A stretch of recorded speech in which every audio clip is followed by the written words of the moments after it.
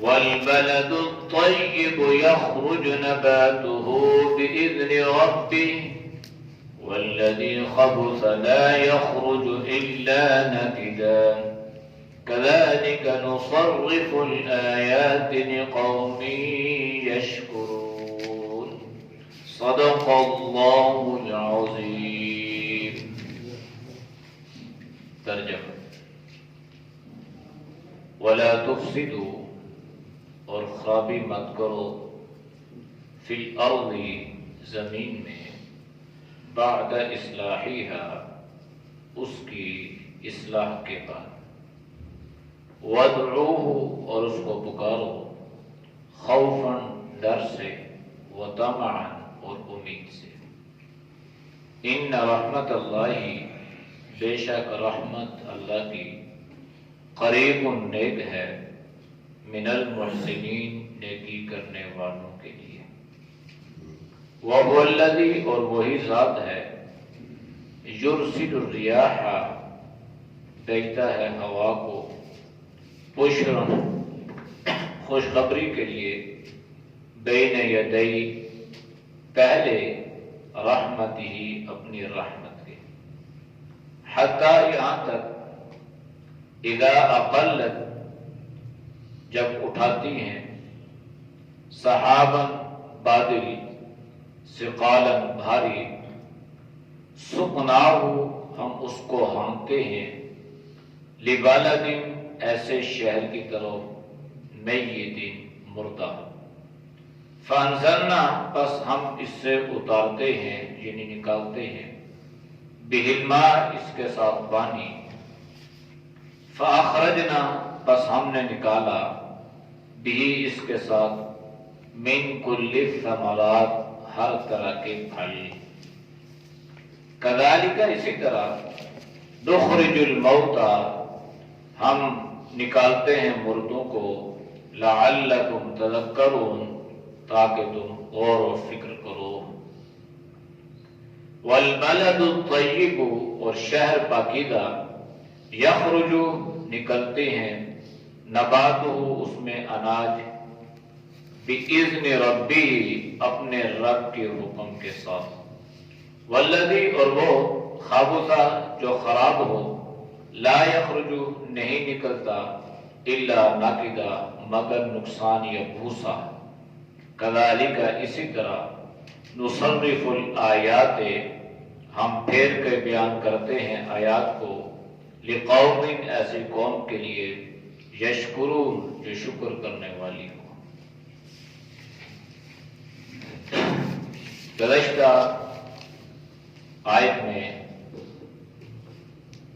تفصیلاً اس بات کی وضاحت کی گئی تھی، عبادت بھی اللہ کی کرنی ہے، پکارنا بھی اللہ کو ہے، دعائیں، التجائیں اور دست درازیاں بھی اللہ کے سامنے رکھنی ہے. اس کی تفصیل بیان ہوئی تھی، دعا کے آداب، دعا کے فضائل، دعا کا طریقہ. آج کی آیت میں اللہ نے فرمایا ہے، وَلَا تُفْسِدُوا فِي الْأَرْضِ بَعْدَ إِصْلَاحِهَا، اور خرابی مت کرو، فساد مت کرو، فی الارض، زمین میں، یہاں تک کہ اس زمین کی اللہ نے اصلاح کر دی ہے. زمین میں خرابی سے کیا مراد ہے؟ زمین میں فساد سے کیا مراد ہے؟ اور زمین کی اصلاح اللہ نے کیسے فرمائی ہے؟ قرآن کریم کی ایک دوسری آیت اس آیت کی تشریح یوں کرتی ہے، ظہر الفساد فی البر والبحر بما کسبت ایدی الناس، کہ ظاہر ہو گیا فساد خشکی اور تری میں بسبب اس کے جو انسانوں کے ہاتھوں نے کیا یا کمایا. اس سے مراد یہ ہے کہ جب اللہ نے زمین پیدا فرمائی اور زمین کے اوپر اللہ نے پانی کی نہریں جاری فرما دی، اور تمام کا تمام پانی، چاہے وہ سمندر کا ہو، چاہے وہ دریا کا ہو، چاہے وہ ندی نالوں کا ہو، اس پانی کو اللہ نے میٹھا فرمایا تھا۔ وہ پانی ترش نہیں تھا، کڑوا نہیں تھا، نقصان دہ نہیں تھا، بلکہ اللہ نے جو پانی پیدا فرمایا تھا وہ تمام کا تمام پانی جو تھا میٹھا تھا۔ پھر آج ہم دنیا میں دیکھتے ہیں کہ کہیں پہ نمکین، کہیں پہ ترش، کہیں پہ کڑوا، کہیں پہ کھٹا، مختلف ذائقے آپ کو پانی کے ملتے ہیں، اور یہاں تک کہ پانی کی وجہ سے بہت جگہوں پہ بیماریاں بھی پھیل جاتی ہیں۔ قرآن کریم نے ہمیں یہ بتلایا ہے، یہ سکھلایا اور یہ سمجھایا کہ جب اللہ نے پانی پیدا کیا، اس میں اللہ نے مٹھاس رکھی، پھر یہ پانی کڑوا یا ترش یا نمکین کیسے ہو گیا؟ یہ انسان کے گناہوں کے اثرات اس پانی پہ مرتب ہوئے، یہاں تک کہ میٹھا پانی کڑوا ہو گیا۔ ظاہر الفساد فی البر والبحر، کہ یہ جو فساد برپا ہوا ہے اس کی وجہ کیا بنی؟ اس کی وجہ انسان کے گناہ بن گئے۔ تو یاد رکھنا کہ گناہوں کے اثرات ہر چیز پہ مرتب ہوتے ہیں۔ گناہوں کے اثرات جو ہیں یہ ہر چیز پہ اپنا اثر، اپنی نحوست، اپنی بے برکتی ڈالتے ہیں۔ شاداب چہرے، خوبصورت چہرے سیاہ ہو جاتے ہیں، گناہوں کی وجہ سے چہروں کی نورانیت ختم ہو جاتی ہے، گناہوں کی وجہ سے قوت حافظہ، قوت یاداشت کمزور ہو جاتی ہے، یعنی اس کے اثر ہر چیز پہ پڑتا ہے۔ امام شافعی رحمہ اللہ جو شاگرد ہیں امام وکیع رحمۃ اللہ علیہ کے، اور امام شافعی رحمہ اللہ کوئی چھوٹے امام نہیں ہیں، ائمہ میں آپ کا بڑا مقام اور مرتبہ ہے، اور احادیث کے حوالے سے کتابوں میں لکھا ہے کہ حضرت امام شافعی حافظ الحدیث تھے، یعنی حافظ قرآن تو ہوتے ہی ہوتے ہیں نا، کہ ان کو حدیث اور ایک نہیں، بعض محدثین نے لکھا ہے کہ 1,00,000 تک روایات امام شافعی رحمۃ اللہ علیہ کو زبانی یاد تھی۔ اس کے باوجود امام شافعی رحمۃ اللہ علیہ اپنی بات بیان فرماتے ہیں، شکوت الی وکیع سوء حفظی فاوصانی الی ترک الناس۔ امام شافعی فرماتے ہیں کہ میں نے اپنے استاد امام وکیع رحمۃ اللہ علیہ سے شکایت کی کہ میرا حافظہ، میری یاداشت کمزور ہو رہی ہے، میں بھول جاتا ہوں۔ حالانکہ بولنا کوئی عیب یا کوئی کمزوری نہیں ہے، لیکن انہوں نے اپنے بارے میں جب اس بات کو محسوس فرمایا تو فوراً اپنے استاد سے اپنی اس بات کو بیان کیا، اپنے مسئلے کی وضاحت رکھ لی اور اپنا گویا ٹکڑا بیان کیا۔ ہمارے ہاں تو جب معاملہ ہو جاتا ہے نا، پھر ہم استادوں کے پاس آتے، استاد جی ایسے دسیو نا، بھائی اب کیا بتائیں جی کیا ہوا؟ کہ میں غصے میں تھا، میں نے اپنی بیوی کو 3 طلاقیں دے دی۔ غصے میں طلاقیں دے دی، یعنی غصے میں یہ اس کو یاد رہا ہے کہ میں نے اس کو طلاق دینی ہے اور میرے ذمے ہے اس کو 3 طلاقیں دینی۔ اب یہ آ کے بعد میں پوچھتے ہیں جب انسان کے دامن میں کچھ بھی نہیں بچتا اور جس کا حل کچھ بھی نہیں ہوتا، پھر وہ لیفٹ رائٹ ہوتے ہیں اور پھر وہ گمراہی کی دلدل میں پھنس جاتے ہیں، یہاں تک کہ پھر اس پر بعض لوگ انہیں یہ فتویٰ اور یہ رائے بھی دیتے ہیں کہ اتنے مسکینوں کو کھانا کھلا لو، یہ حرام تمہارے اوپر حلال ہو جائے گا۔ تو شریعت نے ضابطہ اور دستور بتائے، پہلے نہیں پوچھتے بعد میں آتے ہیں۔ تو وہ پہلے کے امام امام صاحب اپنے استاد کے پاس اس لیے کہ یہ خود بھی امام تھے، دین کو سمجھتے تھے نا، تو ان کے ذہن میں استاد کی قدر و منزلت بھی تھی اور یہ سمجھتے تھے بھی میرے مسئلے کا حل میرے استاد کے پاس ہوگا۔ تو خود فرماتے ہیں فَأَوْصَانِي إِلَىٰ تَرْكِ الْمَعَاصِي، میرے استاد نے مجھے نصیحت فرمائی کہ گناہوں کو چھوڑ دو۔ حالانکہ امام شافعی ہیں، وقت کا امام ہے، مجدد ہے، اور تقوی اور طہارت کی اپنی مثال آپ ہیں، لیکن اس کے باوجود فرمایا کہ میرے استاد نے مجھے یہ وصیت فرمائی ہے۔ تو اپنے شاگردوں سے یہ بات ارشاد فرمایا کرتے تھے کہ اگر تم گناہ کرو گے، گناہوں کو نہیں چھوڑو گے، تو تمہارے گناہوں کے اثرات تمہارے علم کی نورانیت کو ختم کر دیں۔ تم محض عالم تو بن جاؤ گے، لیکن تمہارا علم نافع نہیں بنے گا، تمہارا علم تمہارے لیے صدقہ جاریہ نہیں بنے گا، تمہارے علم کی شمع روشن نہیں ہوگی، تمہارے علم کی نورانیت پیدا نہیں ہوگی۔ اس لیے یہ نصیحت فرمایا کرتے تھے اپنے شاگردوں کو۔ تو معلوم اس سے یہ بھی ہوا کہ گناہوں کے اثرات کبھی کبھی انسان کی قوت یاداشت کو بھی کمزور کر دیتے ہیں، لیکن اس سے یہ پریشان مت ہو کہ عمر کے ساتھ ساتھ انسان کی جیسے ہر چیز کمزور ہوتی ہے تو قوت یاداشت بھی کمزور ہوتی ہے۔ تو کسی کے ذہن میں یہ پریشانی لاحق ہو جائے کہ کہیں ایسا تو نہیں ہے کہ میری قوت حافظہ، قوت یاداشت گناہوں کی وجہ سے ہو رہی ہے، ضروری نہیں ہے، اس پر پریشان ہونے کی ضرورت نہیں ہے۔ یہ عمر کے ساتھ ساتھ قوت شنوائی، قوت حافظہ، قوت بصارت، یہ ہر چیز جو ہے یہ کمزور ہو جاتی ہے۔ لیکن اگر وقت ابھی ہے اور اس سے پہلے اگر کوئی ایسی چیز پیدا ہو گئی ہے تو پھر انسان کو اپنا احتساب کرنا چاہیے کہ ایسا تو نہیں ہے کہ میرے گناہوں کے اثرات کی وجہ سے میں یہ بول رہا ہوں یا میری قوت یاداشت کمزور ہو رہی ہے۔ تو اس لیے زمین میں خرابی یہ ہے کہ اللہ نے زمین کو بالکل بہترین پیدا فرمایا تھا، پھر گناہوں کے اثرات کی وجہ سے اس زمین پہ قتل و غارت، گناہ اور یہ ساری چیزیں ہونے لگی، تو اب یہ زمین اس اعتبار سے خراب ہوگی۔ ورنہ اور زمین کو انسان نے کیا خراب کرنا ہے؟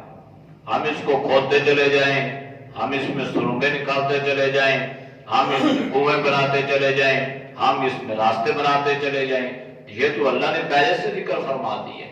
ہم اس کے جو ہے وہ پیڑ چیر کے اس سے خزانے نکالتے چلے جائیں، یہ تو اللہ نے ذکر فرما دی ہے۔ لہذا اس سے مراد جو علماء مفسرین نے بیان فرمائی ہے وہ یہی ہے۔ بعد یہاں پر تصوف جو صوفیہ کرام ہے نا، صوفیہ، تو وہ اس سے مراد یہ لیتے ہیں کہ اس سے یہ مسئلہ بھی ثابت ہوا کہ انسان کی اصلاح دو طرح کی ہے، ایک ظاہری طور پر ہے اور ایک باطنی طور پہ ہے۔ ظاہر کا درست ہونا یہ بھی ضروری ہے اور باطن کا درست ہونا یہ بھی ضروری ہے۔ ظاہر کا تعلق جو ہے یہ اعمال کے ساتھ ہے، باطن کا تعلق انسان کے عقائد کے ساتھ۔ اور ذہن میں رکھیے گا، جو چیز جتنی قیمتی ہوتی ہے نا، قیمتی، اس کو اتنا ہی زیادہ سنبھال کے رکھا جاتا ہے۔ اب آپ نے کپڑے پہنے ہوئے بہت قیمتی ہیں، آپ کپڑوں میں ایک چھوٹا سا پاکٹ بنا لیتے ہیں، جیب بنا لیتے ہیں، اپنی قیمتی چیز آپ اس میں اندر رکھ لیتے ہیں، پیسے آپ اس میں رکھتے ہیں، موبائل آپ اس میں رکھتے ہیں، قیمتی چیز ہے اس کو سنبھال کے رکھا جاتا ہے۔ تو عقیدہ بھی قیمتی تھا، اس لیے اس کا تعلق اللہ نے کس کے ساتھ رکھا؟ دل کے ساتھ رکھا، اور دل کو اللہ نے پردے میں رکھا ہے۔ تو اس لیے ظاہری طور پر بھی انسان اللہ کے احکامات کا پابند ہو اور باطنی طور پر بھی اس کی اصلاح ہو، اس کے عقائد اور اس کے نظریات کیا ہو؟ اس لیے صوفیہ کرام جو ہے نا، جب ان کے پاس کوئی آدمی جاتا ہے تو وہ سب سے پہلے اس کو کیا کرتے ہیں؟ اس کے دل کی اصلاح کرتے ہیں، اور دل کی اصلاح کے لیے وہ نسخہ بتاتے ہیں، اور وہ کہتے ہیں کہ بھائی خوب اللہ کا ذکر کرو جہرن بسرا، اور اللہ کو بالکل حاضر ناظر سمجھ کے اللہ کا ذکر کرو۔ وہ جب اس طرح ہوتا ہے تو پھر ان کے دل کی اصلاح ہوتی ہے۔ جب دل کی اصلاح ہو جائے گی، دل میں اللہ کا خوف اور اللہ کا ڈر پیدا ہو جائے گا، تو ظاہری اعمال کرنے بھی درست ہو جائیں گے۔ اب یہ دونوں چیزیں لالے ملزوم ہیں، ان میں سے اگر ایک بھی جدا ہو جائے نا تو دوسرے کی حیثیت ختم ہو جاتی ہے۔ آپ یہ کہیں کہ جناب میرا اللہ پہ ایمان ہے، اللہ مجھے بخش دے گا، مجھے اللہ کے سامنے کھڑے ہونے کی ضرورت نہیں ہے، تو یہ آپ کا عمل، آپ کا عقیدہ، آپ کا نظریہ درست نہیں۔ ظاہر بھی اور باطن بھی دونوں کا درست ہونا ضروری ہے۔ ہمارے ہاں آج کل ایک فتنہ ہے، اور فتنے کی نشاندہی ہے بھی، اس کو مزید میں تھوڑا سا ظاہر کر دیتا ہوں۔ ہمارے یہاں اکثر مسلمان ہو جب ہم باہر کسی یونیورسٹی میں پڑھ کے آ جاتے ہیں تو ہمارے اوپر وہاں کی ثقافت، وہاں کی تہذیب، وہاں کا کلچر جو ہے وہ سوار ہو جاتا ہے، اور ہم آ کے یہاں پہ کیا کہتے ہیں؟ ہم یہ کہتے ہیں جی کہ پردہ جو ہے نا، پردہ ظاہری طور پر اس کی کوئی اہمیت نہیں ہے، یہ تو دل کا پردہ ہونا چاہیے۔ اس کا مطلب یہ ہوا کہ اگر ہم اس کا قرآن و سنتوں سے جواب دیں وہ الگ ہے، اگر ہم اس کو اس انداز سے ان کو جواب دیں کہ بھائی آپ بحیثیت مسلمان یہ کتنا بڑا کفر، گویا آپ کہہ رہے ہیں کہ ظاہری پردے کی ضرورت نہیں ہے، دل کا پردہ ہونا چاہیے، تو گویا جنہوں نے ظاہری پردہ کیا ہے ان کا دل کا پردہ نہیں تھا۔ حضرات صحابیات، حضرات صحابہ سے پاک نفوس، پاک ہستیاں، برگزیدہ لوگ دنیا میں پیدا نہیں ہو سکتے، جو اللہ نے ان کا مقام اور مرتبہ، تو اس کے باوجود ان کا ظاہر بھی، ان کا باطن بھی، حالانکہ ان کا دل کا پردہ تھا۔ دل تو ویسے بھی اللہ نے پردے کا رکھا ہے نا، لیکن اس کے باوجود وہ کیا تھے؟ ان کا ظاہر بھی شریعت کے مطابق تھا۔ تو ظاہر اور باطن کا درست ہونا، یاد رکھیے گا، یہ ولایت سے کم نہیں ہے۔ لوگ کہتے ہیں ولی، بھائی ولی کسے کہتے ہیں؟ اللہ کا دوست اسے کہتے ہیں جس کا ظاہر بھی، جس کا باطن بھی شریعت کے مطابق ہو، وہ ہم میں سے جس کا بھی ہوگا وہ اللہ کا ولی ہے۔ یہ تو نہیں ہے کہ ولیوں کے لیے کوئی جو معیار ہم نے بنا لیا کہ وہ کسی بڑے دربار کا مجاور ہو، وہ خدا نخواستہ وہ الف ننگا ہو، جیسے آج کل جو کنسپٹ بنا ہوا ہے، یہ نہیں ہے، یہ تو جہالت ہے نا، یہ تو حماقت ہے۔ اللہ ولی الذین آمنوا یخرجہم من الظلمات الی النور، جو اللہ کا ولی ہوتا ہے نا، جس کو اللہ اپنا ولی بنا لیتا ہے، اپنا دوست بنا لیتا ہے، اس کا کام یہ ہے کہ وہ خود بھی اللہ اس کو اندھیرے سے نکال کر روشنی کی طرف، جہالت سے نکال کر علم کی طرف، اور کفر و ضلالت سے نکال کر ایمان کی طرف لاتا ہے، اور اس ولی کا کام بھی یہی ہوتا ہے۔ وہ لوگوں کی جیب پہ نظر نہیں رکھتا، بلکہ وہ لوگوں کے دل پہ نظر رکھتا ہے کہ اس کی اصلاح کس انداز سے کی جائے اور کیسے ممکن ہے۔ یہ ضروری نہیں ہے کہ وہ کوئی ہوا میں اڑتا پھرے اور وہ خوشیوں، تو ان کو سب کو جو ہے وہ بارڈر پہ اور بات پہ بھیجنا چاہیے، وہاں پہ جا کے شوفیں کرتے رہے، تو فوج کو کیا ضرورت ہے لڑنے جھگڑنے کی؟ تو ایک جہالت اور ایک حماقت ہمارے معاشرے پہ یہ سوال ہو گئی ہے۔ تو اس لیے ظاہر اور باطن جو ہے یہ دونوں کی اصلاح ضروری ہے، بلکہ صوفیہ کرام فرماتے ہیں کہ زیادہ ظاہر سے باطن کی اصلاح ضروری ہے۔ جب آپ باطن شریعت کے مطابق ہوگا، درست ہوگا نا، تو انشاءاللہ آپ کا ظاہر بھی شریعت کے مطابق ہو جائے گا۔ تو دونوں لازم ملزوم ہے، دونوں کا احساس اور دونوں کا خیال کرنا کہ میرے دل کی پاکیزگی، میرے دل کی ستھرائی۔ اللہ کے نبی نے کیا فرمایا؟ آپ نے ارشاد فرمایا کہ آپ کے جسم میں گوشت کا ایک لوتھڑا ہے، خبردار اگر یہ درست ہے تو سارا جسم درست ہے، اگر یہ خراب ہے تو سارا جسم خراب ہے۔ آپ نے فرمایا یہ دل ہے۔ تو دل میں اخلاق پیدا ہو، دل میں اللہ کا خوف پیدا ہو، دل میں دوسرے کی محبت پیدا ہو، دل میں احساس اور شعور پیدا ہو جائے، یہ دل کی نورانیت ہے، یہ تقویٰ ہے، یہ طہارت ہے۔ اور اللہ کے نبی نے اس کی، آپ نے خود اس کی وضاحت بھی ارشاد فرمائی، التقویٰ ہاہنا۔ آپ نے فرمایا کہ اللہ کا خوف، اللہ کا ڈر، تقویٰ جو ہے یہ انسان کے دل میں پیدا ہوتا ہے۔ تو اللہ نے فرمایا کہ زمین میں خرابی نہیں کرنا، یعنی گناہ نہیں کرنے، ایسا نہ ہو کہ تمہارے گناہوں کی وجہ سے زمین میں فساد برپا ہو جائے۔ اور دوسری چیز وَادْعُوهُ، پھر اللہ نے فرمایا، پہلے اللہ نے فرمایا تھا نا ادعوا ربکم تضرعا وخفیا، اللہ کو پکارنا ہے لیکن گڑ گڑانا بھی ہے، اور اللہ کے سامنے گویا آہستہ آواز میں اونچی آواز کی ضرورت، لاؤڈ سپیکر ہوگا تو ہماری محبت ہوگی، یہ نہیں ہوگا تو ہماری محبت بھی نہیں ہوگی۔ جیسے آج کل ذکر کے لیے نا مجلس ہیں، پھر اس کے لیے یہ اونچی آواز سے جو ہے وہ باہر کرنا، تو اللہ کے نبی نے تو اس سے منع فرمایا۔ حضرت ابو بکر، حضرت عمر رضی اللہ عنہما، دونوں جلیل القدر صحابی ہیں، دین کے سمجھنے والے ہیں، مسجد نبوی میں تلاوت فرما رہے ہیں۔ حضرت ابو بکر بالکل آہستہ آواز میں اور حضرت عمر اونچی آواز میں، اللہ کے نبی تشریف لائے۔ آپ نے دونوں صحابہ کے اس عمل کو دیکھا اور آپ نے دونوں سے پوچھا، ابو بکر اتنی آہستہ آواز میں، یعنی بالکل آپ، تو حضرت ابو بکر نے فرمایا کہ میں جس کو سنا رہا ہوں وہ آہستہ بھی سنتا ہے، اونچی بھی سنتا ہے، میں تو اللہ کو سنا رہا ہوں۔ حضرت عمر نے فرمایا اللہ کے نبی اونچی آواز سے اس لیے تلاوت کر رہا ہوں، ذکر، تاکہ یہ جو دائیں بائیں لوگ سوئے ہوئے نا، یہ میری تلاوت سے یہ بھی بیدار ہو جائیں اور یہ بھی نماز تہجد پڑھ لیں۔ تو اللہ کے نبی نے فرمایا عمر نہیں، تم اپنی آواز کو آہستہ کرو۔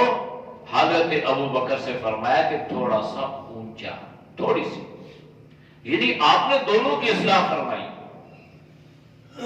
تو یہ نہیں ہے کہ ایک آدمی بیمار ہے، مریض ہے، گھر میں ہے، پتہ نہیں کس حالت میں ہے، اور وہ چہرہ اپنی پریشانی میں ہے، میں اونچی اونچی آواز سے لاؤڈ سپیکر باہر کے کھول لیے اور میں ذکر اللہ میں مشغول ہو جاؤں اور میں یہ سمجھوں کہ میں بڑا اچھا کام کر رہا ہوں، نہیں، میں خلاف شرع عمل کر رہا ہوں۔ تو خفیہ یہ، تو دوسری یہاں پہ اللہ نے کیا فرمایا، وَادْعُوا، اللہ کو پکارو، لیکن دو چیزیں سامنے رکھو، ایک خوف، اللہ کا ڈر، وَطَمَعًا، اور اللہ سے امید۔ اس چیز کا نام ایمان ہے، یعنی یہ ایمان ہے کہ ہمیں اللہ سے ڈر بھی ہو کہ اگر اللہ نے پکڑ لیا پھر ہماری نجات، ہماری بخشش کا کوئی راستہ نہیں ہوگا، لیکن اعمال کے ساتھ ساتھ اس بات کی بھی قوی امید ہو کہ اللہ ہمارے عمل کو قبول فرمائے گا اور اللہ ہمیں بخشے گا انشاءاللہ۔ اس چیز کا نام ایمان ہے کہ اللہ کا ڈر بھی ہو اور اللہ سے امید بھی ہو۔ مفسرین نے لکھا ہے کہ یہ آیت، چونکہ پچھلی آیت میں اللہ نے دعا کا ذکر فرمایا نا، تو یہاں بھی اصل میں اللہ اسی بات کو سمجھانا یہ چاہ رہے ہیں کہ جب اللہ سے مانگو نا تو اللہ کا ڈر بھی ہو، لیکن صاف اس انداز سے مانگو، اس یقین سے مانگو، اس نظریے سے مانگو کہ میں جو مانگ رہا ہوں اللہ مجھے دے گا، اس لیے کہ اللہ کے خزانے جو ہے نا وہ محدود نہیں ہے، اللہ کے خزانے لا محدود، لا متناہی ہے۔